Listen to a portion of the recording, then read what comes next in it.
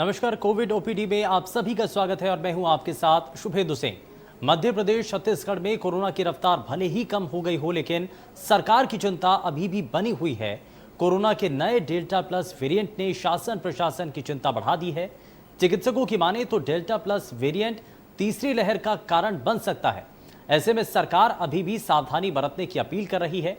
ऐसे में India news ने ओपीडी की शुरुआत कर एक पहल की है, जिसके तहत आप अपने घर पर बैठ करके ही डॉक्टर से बातचीत कर और डॉक्टर से सलाह के जरिए संक्रमण से बचाव को लेकर के आप जानकारी हासिल कर सकते हैं। आज हमारे साथ डॉक्टर ML अहिरवार आप कार्यक्रम में जुड़ चुके हैं, जो आपके सभी सवालों का जवाब देंगे। और सबसे पहले स्वागत है डॉक्टर साहब आपका कार्यक्रम में। और शुरुआत में कोरोना के संक्रमण को लेकर के ही कर रहा हूँ, और सबसे पहले सवाल यही कि आखिर इस कोरोना को हम क्या समझें। ये जो वायरस है जिसने आज ना सिर्फ भारत में बल्कि पूरी दुनिया में तबाही मचाई है, ये आखिर कोरोना का वायरस है क्या और ये कैसे इसकी शुरुआत हुई? सर जरा इसके बारे में भी एक बार फिर से हम घूम करके बात करते हैं कि इसकी शुरुआत कैसे हुई, ये वायरस क्या है, अब कैसे इसकी शुरुआत हुई? नमस्कार। ये सामान्य सर्दी खांसी जुकाम की फैमिली का एक वायरस है, जिसको पहली बार चाइना के शहर वुहान में दिसंबर के आखिरी सप्ताह में 2019 में ये मिला है। इसलिए इसका नाम कोविड-19 पड़ा। अपने भारत देश में ये वायरस पहली बार केरला में एक जनवरी के लास्ट वीक में एक बुजुर्ग महिला को सर्दी खांसी, सूखी खांसी और गले में दर्द के बाद वो ओपीडी में उपस्थित हुई। उसकी जब जांच की गई तो पता लगा कि उसको कोविड-19 वायरस है। तो भारत में हमारे यहाँ सबसे पहले जनवरी 2020 में मिला। तो इस वायरस को लेकर के लोगों के मन में अभी भी बहुत सारी शंकाएं हैं सर। सवाल बहुत सारे हैं कि इसकी जो उत्पत्ति हुई, आप कह रहे हैं कि चीन के वुहान से हुई और कई रिसर्च में इसका खुलासा भी हुआ, लेकिन अभी भी लोग ये जानना चाहते हैं कि ये वायरस बना कैसे, क्या ये लैब के अंदर है? हालांकि इसको लेकर के भी शोध चल रहे हैं, इसको लेकर के भी लगातार रिसर्च की जा रही है। क्या ये भी अभी तक कुछ साफ हो पाया है?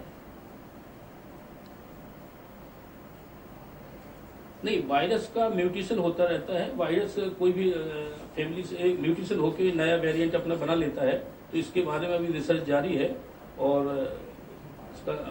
इसके बारे में अभी जो रिसर्च जारी है, वायरस म्यूटेंट होके एक नया वायरस बना लेता है। ये ना तो ये जीवित होते हैं, ना ये मृत, मतलब न जिंदा होते हैं, न मुर्दा होते हैं। ये आरएनए वायरस होते हैं, मतलब आरएनए और डीएनए मिलकर एक सेल बनता है। तो ये आरएनए वायरस है जो कोविड-19 जो वायरस है। तो ये म्यूटेंट होकर अपना नया वेरिएंट बनाते रहते हैं। ठीक है सर। अब जरा आगे बढ़ते हुए अपने सभी दर्शकों तक हम ये जानकारी भी पहुंचाते हैं कि अगर वो कोरोना से संक्रमित हो चुके हैं या अभी तक बचे हुए हैं सावधानी भरे कदम उठा करके, तो आखिर सबसे पहले सवाल यही कि अब कोरोना की पहचान कैसे की जाए। संक्रमण भी है, दूसरी लहर अब हम धीरे धीरे जाते हुए देख रहे हैं, बहुत केसेस कम हो चुके हैं, लेकिन इसकी पहचान कैसे हो, इसके बारे में कैसे जानकारी हासिल की जाए, इसके लक्षण क्या हैं?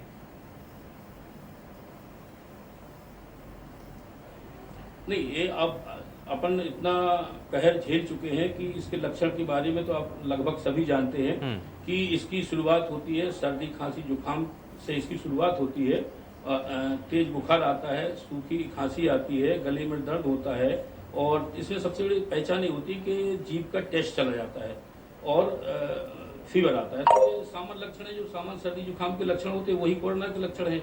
जब हम टेस्ट कराते हैं कोविड का, तब हमें पता लगता है कि कोविड पॉजिटिव है या निगेटिव है। तो इसके कोई स्पेशल फीचर नहीं होते। जो सामान्य सर्दी जुकाम के जो बीमारी के जो लक्षण होते हैं वही होते हैं, सर्दी खांसी जुकाम बुखार, गले में दर्द। और इसमें एक एक्स्ट्रा जो फीचर होता है कोविड का, उसमें लॉस ऑफ टेस्ट सेंसेशन होता है, मतलब जीभ भोजन का स्वाद चला जाता है। और इसमें एक कोरोना कोविड है ना, एक गंभीर रूप ले लेता है, और सामान्य सर्दी जुकाम बुखार है ना, ये कुछ ही दिनों में रिकवर हो जाता है। लक्षणों की पहचान अगर हम कर रहे हैं सर, तो हम ये भी जानना चाहते हैं और दर्शक भी ये जानना चाहते हैं कि जो छोटे बच्चे हैं उनके अंदर लक्षणों की पहचान कैसे की जाए, और क्या जो वयस्कों में जो लक्षण नजर आते हैं कुछ वैसे ही बच्चों में भी लक्षण होते हैं? बिल्कुल वैसे ही लक्षण नज़र आती है जैसे सर्दी जुकाम बुखार खांसी और निमोनिया के जो लक्षण जो बड़ों में होते हैं वही सेम बच्चों में भी होते हैं।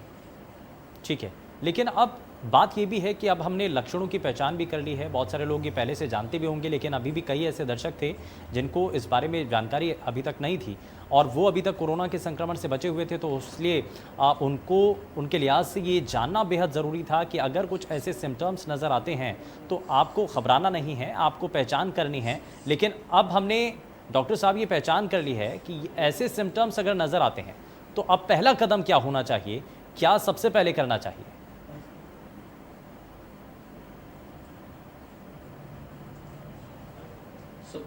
फिर से रिपीट करें, क्वेश्चन समझ नहीं पाए। अगर हमने पहचान कर ली है कोरोना के सिम्टम्स हेलो? हमें नजर आ रहे हैं, मुझे सुन पा रहे हैं सर आप? डॉक्टर साहब मेरी आवाज पहुंच रही है आप हाँ तक? बिल्कुल जी, बिल्कुल ठीक है। हाँ सवाल ये है सर कि अगर ठीक है। संक्रमण को लेकर हाँ, के लक्षण आवाज हमारे हाँ, अंदर हाँ, नजर आ रहे हैं और पहचान भी हो गई है कि हमें सिम्टम्स हैं ऐसे, तो अब आगे क्या करना चाहिए? सबसे पहले जांच करवाएं? सबसे पहले जांच करवाएं। इसके 3 कैटेगरी में इसको हमने बांटा है। एक तो एसिम्प्टोमेटिक, इसमें किसी को कोई लक्षण नहीं मिलते हैं। एक माइल्ड में क्या होगा, सर्दी खांसी जुकाम बुखार होगा, जिसको हम ट्रीटमेंट देके सामान्य सर्दी खांसी बुखार का ट्रीटमेंट देके अपन उसको घर पर होम आइसोलेट कर सकते हैं। अगर सीवियर फॉर्म में है, सर्दी खांसी तेज बुखार है और इसकी ऑक्सीजन की मात्रा अगर 94 से अगर नीचे जा रही है तो हम इसको हॉस्पिटलाइज करके एडमिट करके और उसको ट्रीटमेंट करना चाहिए। ठीक है, जरा कॉल्स भी ले लेते हैं। लगातार हमारे साथ कार्यक्रम में कॉलर्स भी हमारे साथ जुड़ रहे हैं। आप रवि हमारे साथ जुड़ चुके हैं कॉलर कार्यक्रम में, बहुत स्वागत है रवि, पूछिए अपना सवाल। सर मैं ना सर ये रायगढ़ से हूँ और मैं दिल्ली में भी रहता हूँ। तो सर ये आपका प्रोग्राम में देखता हूँ, इसमें डॉक्टर आते हैं, अच्छा लगता है। लेकिन सर मेरा सवाल ये था, मैंने एक बार और भी कॉल किया था जी, लेकिन सर ये मैंने ना कोवैक्सीन लगवाई है। कोवैक्सीन मैंने लगवाई है सर ये अप्रैल महीने में, जब शुरू दिल्ली में लगी थी। उसके बाद सर मुझे अभी तक सेकंड शॉट में लगवा नहीं पाया व्यस्तता की वजह से। उसकी डेट चली गई, कोवैक्सीन की 1 महीने की जो डेट होती है ना, ठीक है, वो सर चली गई। अब सर मैं कैसे करूं, मतलब क्या मैं डेट जाने के बाद भी वैक्सीन लगवा सकता हूं या फिर अब मुझे दूसरी वैक्सीन लगवानी पड़ेगी, फिर से अपना डोज का साइकिल? ठीक है, यानी कि ठीक है, आपको साइकिल अपना पूरा दोबारा से पहली डोज से शुरू करना पड़ेगा। ठीक है, डॉक्टर साहब से जरा जवाब ले लेते हैं। डॉक्टर साहब, इनका सवाल ये है कि जो इनकी दूसरी डोज का टाइम था वो निकल चुका है, बिल्कुल। तो अब क्या करना चाहिए? दूसरी डोज के लिए अभी और स्लॉट का इंतजार करना चाहिए अब, या फिर इनकी जो पहली डोज का जो असर था वो खत्म हो चुका है, वापस से शुरुआत करनी पड़ेगी?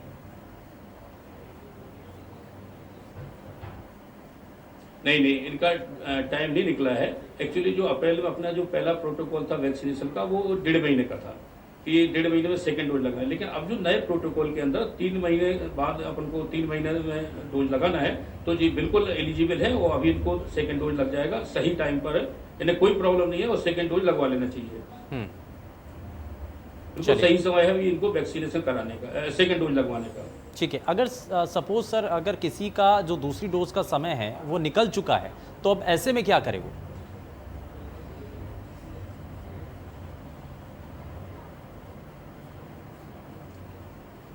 नहीं, उसको सेकेंड डोज लगवा लेना चाहिए, कोई दिक्कत नहीं है। ठीक है, तो यानी कि ठीक है, ये यानी कि अगर दूसरी डोज का समय भी निकल चुका है तो उसके बाद भी आप इंतज़ार कर सकते हैं, आप ज़रूर इस दौरान दूसरी डोज लगवाएं। ठीक है, ज़रा आगे बढ़ते हैं। एक और कॉलर हमारे साथ कार्यक्रम में है, पूजा, आप बहुत स्वागत है आपका कार्यक्रम में, अपना सवाल रखिए। जी, मेरा सवाल ये है कि मैंने परसों ही वैक्सीन लगवाई है, थोड़ी वीकनेस हो रही है, तो क्या खाना चाहिए और क्या दवा देना चाहिए? मैंने डोलो खाया है, मतलब मुझे फीवर ना आए, तो मैंने वैक्सीन के बाद डोलो खा के मतलब अभी खाई है, तो कोई दिक्कत की बात तो नहीं है? ठीक है, जरा जवाब भी ले लेते हैं डॉक्टर साहब। पूजा का सवाल ये है कि उन्होंने वैक्सीन लगवाई है। की बात नहीं, कोई भी अपन जब वैक्सीनेशन कराते हैं तो फीवर आना स्वाभाविक है और वीकनेस तो ऐसा बहुत ज़्यादा नहीं होती है। डोलो आपने खाई, अच्छा है, यही ट्रीटमेंट लेना है, केवल पैरासीटामोल ही लेना है और 1-2 दिन में सिम्टम फ्री हो जाओगे। और इसमें आजकल लोगों को टेंशन ज़्यादा है, लोग मतलब एकदम घबराए हुए ज़्यादा है कि वैक्सीन लगेगी तो वो पता नहीं क्या हो जाएगा, कमजोरी होगी, बुखार आ गया, ऐसा कुछ भी नहीं है। वैक्सीन लगने के बाद थोड़ी सी माइल्ड बुखार आ सकता है, कमजोरी लोगों को फीलिंग होती है। सब वैक्सीन से किसी को न कमजोरी होती है ना कोई सीरियस प्रॉब्लम होती है। सामान्य सा बुखार आता है उसके लिए पैरासीटामोल गोली सफिशिएंट है, 1-2 दिन में ठीक हो जाएगा। पैरासीटामोल की मात्रा भी सर इसमें ज़रा, क्योंकि बहुत सारे ऐसे दर्शक भी हैं या बहुत सारे ऐसे लोग भी हैं जिनको फीवर होता है और वो लगातार कॉन्टिन्यूस दवाइयों के लिए ही इंतज़ार करते रहते हैं और बार बार दवाइयाँ ही लेना शुरू कर देते हैं। तो ज़रा ये भी उनको बताइए, ज़रा इस बारे में भी उनको गाइड कीजिए कि अगर एक उन्होंने पैरासीटामोल की गोली अगर अभी खाई है तो कितने घंटे बाद दूसरी गोली खा सकते हैं, क्योंकि बहुत सारे ऐसे दर्शक भी हैं या कई ऐसे लोग भी हैं जो कि 2, 3 या 4 बार दवाइयाँ खा चुके हैं। बिल्कुल सही, बिल्कुल सही। अगर आपको फीवर रिपीट होता है तो फीवर के लिए पैरासीटामोल खाना है, अन्यथा पैरासीटामोल टेबलेट लेने की जरूरत नहीं है। फीवर आता है, थोड़ी बहुत फीवर को अपन को अवॉइड करना चाहिए कि ना खाना पड़े। अगर फीवर है, बॉडी एक है, तो एक आध गोली ले सकते हैं और मेरे ख्याल से 1-2 गोली के से ज़्यादा किसी को जरूरत पड़ती नहीं है और कोई इसके लिए कोर्स नहीं है कि इतने दिन तक दवाई खाना है।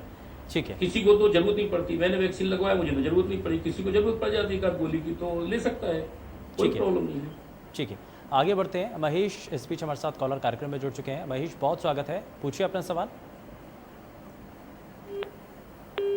लगता है शायद संपर्क टूट गया है, लेकिन आप ये कुछ सवालों के जवाब यहाँ पर डॉक्टर साहब की तरफ से दिए गए थे और कुछ सवाल यहाँ पर और भी हैं। सवाल ये भी है डॉक्टर साहब कि अब बच्चों को लेकर के बड़ा खतरा नज़र आता है, तीसरी लहर का जब अंदेशा है तो ऐसे में ये अनुमान लगाया जा रहा है कि सबसे ज़्यादा इसमें बच्चे संक्रमित हो सकते हैं, इस बात की संभावना है। तो अब बच्चों को कैसे बचाया जाए, कैसे उनका ध्यान रखा जाए, एहतियाती कदम उनके लिए क्या होना चाहिए? बिल्कुल सही। बच्चों अभी जो डेल्टा प्लस वेरिएंट जो आया है, जो एक काफ़ी घातक है और हाईली कॉन्टेजियस है, मतलब इसमें इन्फेक्शन की रेट ज़्यादा हो जाती है और ये सबसे ज़्यादा यंग एज मतलब छोटे बच्चों को प्रभावित करता है, ऐसा अनुमान लगाया गया है आईसीएमआर की तरफ से और हेल्थ विशेषज्ञों के द्वारा कि इसकी अगर लहर आई, तीसरी लहर, तो ये सितंबर से लेकर अक्टूबर के बीच हो सकती है, जो यंग कम्युनिटी को प्रभावित करेगी। तो बचाने के लिए जो कोविड का जो अपना प्रोटोकॉल था, जैसे कि हाथ सैनिटाइज करना, साफ हाथों से भोजन सर्व करना, क्योंकि बच्चों वाला मैटर है तो इसमें ज़्यादा गंभीरता से उनको लेना पड़ेगा। अगर छोटे बच्चे हैं तो पेरेंट्स उनको साबुन से हाथ धो के उनको हैंडल करें। इस पर जरा विस्तार से आपसे जवाब लेंगे सर, इस पर मैं विस्तार से आपसे जवाब लूंगा, लेकिन इस बीच हमारे साथ एक और कॉलर कार्यक्रम में जुड़ चुके हैं, कोमल। बहुत स्वागत है कोमल आपका कार्यक्रम में, अपना सवाल रखिए। सर, मेरा पूछना था कि मैंने वैक्सीन लगवा लिया, मेरा फर्स्ट डोज हो चुका है, ठीक है। तो डेल्टा प्लस वेरिएंट से मुझे किस तरीके का खतरा है या मुझे क्या सावधानी स्पेशली बरतनी चाहिए जिससे मैं कम इफेक्ट मुझ पे पड़ सके? ठीक है, तो डॉक्टर साहब ये सवाल है कि डेल्टा प्लस अलग अलग वेरिएंट हमने देखे हैं कोरोना के।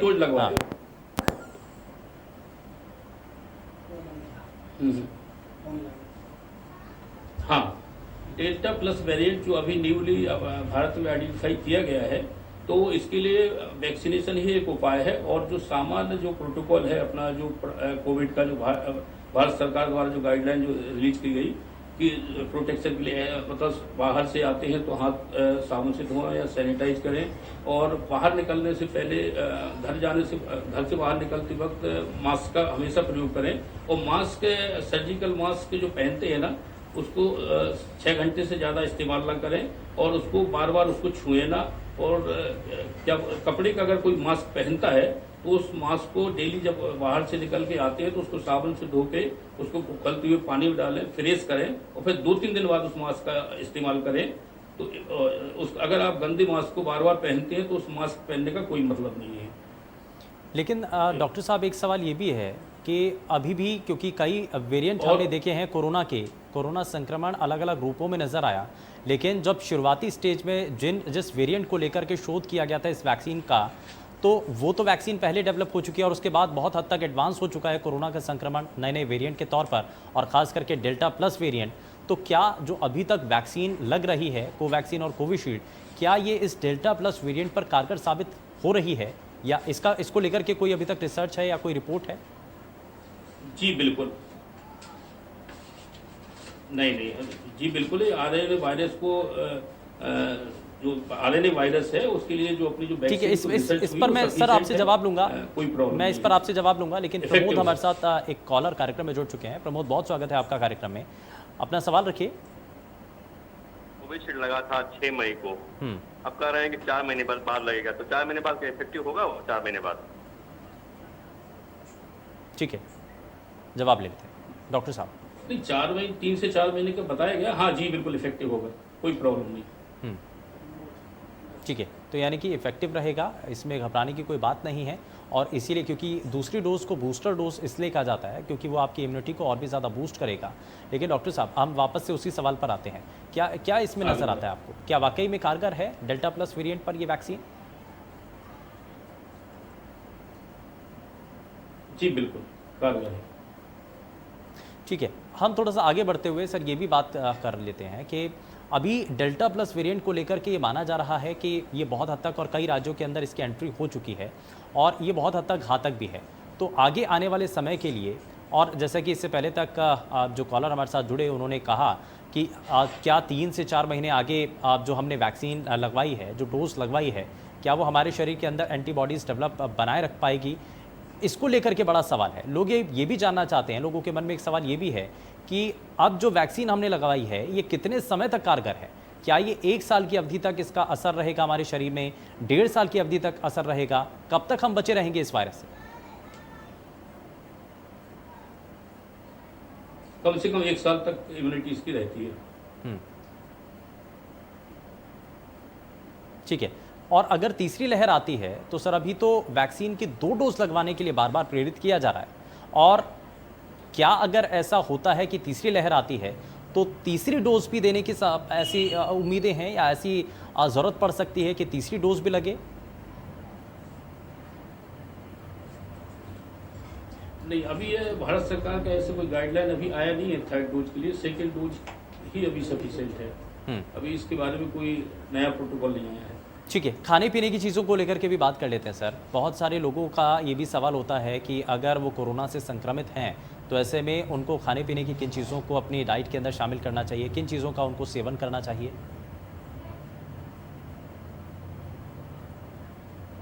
नहीं, इसमें कोरोना क्या सभी को बैलेंस डाइट देना चाहिए, बढ़िया फल फ्रूट सब्जियां, हरी सब्जियां, ग्रीन वेजिटेबल्स और मौसमी फल मौसमी सब्जी भरपूर मात्रा में लेना चाहिए और फुल डाइट खाना खाना चाहिए।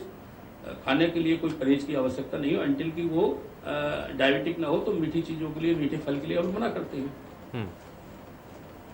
और एक्सरसाइज को लेकर के क्योंकि लेना चाहिए, सामान खाना पूरी तरीके से लेना चाहिए।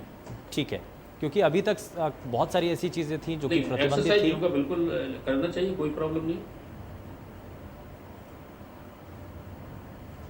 नहीं, ऐसा कोई प्रतिबंधित तो नहीं थी, जिम में जाना मना ही था, बाकी घर में एक्सरसाइज योगा करना था। ठीक है, आप कॉल्स भी ले लेते हैं सर। मुजीबुर रहमान इस बीच हमारे साथ कॉलर कार्यक्रम में जुड़ चुके हैं, बहुत स्वागत है आपका कार्यक्रम में, पूछिए अपना सवाल। डॉक्टर साहब, मुझे ये जानना है कि कोरोना की तीसरी लहर ये बताई जा रही है कि बच्चों को ज़्यादा प्रभावित करेगी, बिल्कुल। तो बच्चों को कैसे बचाएं? क्योंकि हर घर में कोई न कोई कामकाजी व्यक्ति है, कोई बाहर जा रहा है, तो आखिर बच्चे इससे कैसे बचेंगे ताकि इफेक्टेड ना हो तीसरी लहर में? मुझे ये जानना है। नहीं, कामकाजी हैं तो अगर आपके घर में कोई कामकाजी बाहर की लेड वगैरह आती तो उसको वैक्सीनेटेड होना चाहिए, और आप परिवार के लोग भी वैक्सीनेटेड हो जाएं। और पूरी सावधानी ये है कि अपना हाथ, जब बाहर से अगर आप आते हैं तो सबसे पहले बाथरूम में जाके हाथ धोएं, साबुन से हाथ धोएं, कपड़े बाहर उतारें, और नहाने के बाद और फ्रेश नए मतलब धुले हुए कपड़े पहनने के बाद ही बच्चे को हैंडल करें। और सैनिटाइजर और हैंड वॉशिंग मास्क का ही प्रयोग करना है, कोई इससे बताने की जरूरत नहीं है, पहले से बच जानते हैं। ठीक है, और इस बीच हमारे साथ अगले कॉलर सुरेंद्र कार्यक्रम में जुड़ चुके हैं। सुरेंद्र, बहुत स्वागत है आपका कार्यक्रम में, पूछिए अपना सवाल।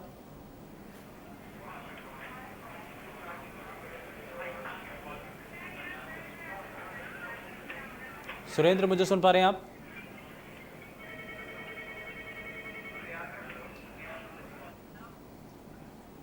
लगता है शायद संपर्क टूट गया है। खैर, समय अब ज़्यादा आगे इजाज़त नहीं देता है, लेकिन कोविड ओपीडी में हम लगातार अपने सभी दर्शकों तक अब ये जानकारी पहुंचाने की कोशिश कर रहे थे कि मौजूदा वक्त में जब संक्रमण धीरे धीरे कम हो रहा है तो ऐसे में अभी भी आपको एहतियाती कदम उठाने की ज़रूरत है, आपको सावधानी भरे कदम उठाने की ज़रूरत है। और इसी को लेकर के लगातार जो एक्सपर्ट हैं वो हमारे साथ कार्यक्रम में बने हुए थे, और साथ ही साथ वो ये बता रहे थे कि कैसे चीज़ों को और भी ज़्यादा बेहतर किया जा सकता है और चीज़ों को ठीक किया जा सकता है।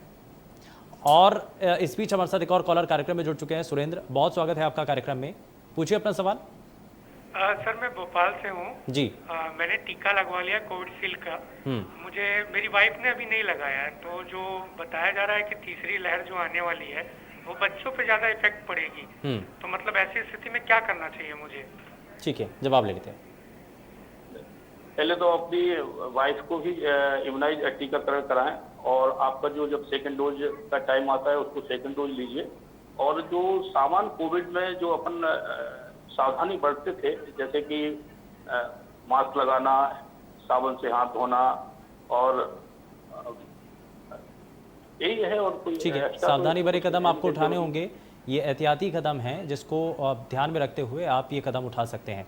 और इंडिया न्यूज़ लगातार इसीलिए एक बड़ी मुहिम के तहत आप तक ये जानकारी पहुंचाने की कोशिश कर रहा है, और हर रोज़ इसीलिए एक एक्सपर्ट आपके सामने होते हैं जो कि आपके हर एक सवाल का जवाब इस दौरान देते हैं। और बहुत शुक्रिया डॉक्टर साहब, आप हमारे साथ कार्यक्रम में जुड़े और आपने अपनी बातें रखी हैं, हमारे सभी दर्शकों तक कई महत्वपूर्ण सलाह पहुँचाई हैं। फिलहाल के लिए बस उतना ही, नमस्कार।